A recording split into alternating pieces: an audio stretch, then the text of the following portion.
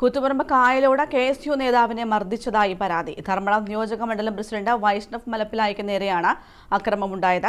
കായലോട് ഹോട്ടലിൽ നിന്ന് ഭക്ഷണം കഴിക്കുകയാണ് രണ്ടുപേർ ചേർന്ന് മർദ്ദിച്ചത്. അക്രമത്തിന് പിന്നിൽ CPM പ്രവർത്തകരാണെന്ന് KSU ആരോപിച്ചു.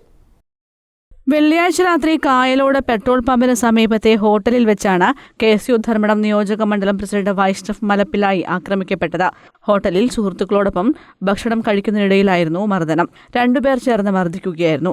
തലയ്ക്കും വലതു കൈക്കും പരിക്കേറ്റ വൈഷ്ണവിനെ തലശ്ശേരി ഇന്ദിരാഗാന്ധി സഹകരണ ആശുപത്രിയിൽ പ്രവേശിപ്പിച്ചു. CPM ബ്രാഞ്ച് സെക്രട്ടറി റിജേഷിന്റെ നേതൃത്വത്തിലുള്ള സംഘമാണ് അക്രമത്തിന് പിന്നിലെന്ന് വൈഷ്ണവ് പറഞ്ഞു.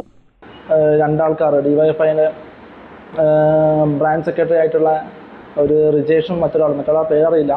രണ്ടാൾക്കാർ അന്ന് കായലോടുന്നാണോ നീ കളിക്കുന്നത്, നിന്നെ കൊല്ലുവിടാന്ന് പറഞ്ഞാൽ ആദ്യം അടിച്ച് എന്നെ വലിച്ച് താഴേക്കിട്ട്, വലിച്ച് താഴേക്കിട്ടതിന് ശേഷം ഒരു ഇരുമ്പ് അടിച്ച് തലക്കടിക്കാൻ ശ്രമിക്കുന്നു.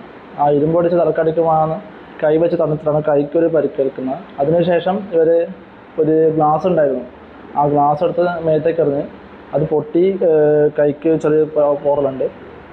അതിനുശേഷം ഇവർ ഒരാൾ വലിച്ചു കൊണ്ടുപോകാൻ നോക്കി.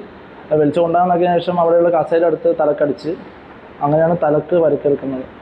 അതിനുശേഷം ബാക്കിയുള്ള നാട്ടുകാരെല്ലാം കൂടി പിടിച്ചു മാറ്റിയിട്ടാണ് ഇവർ പോകുന്നത്. പിണറായി പോലീസ് അന്വേഷണം ആരംഭിച്ചു. News bureau, Thalassery.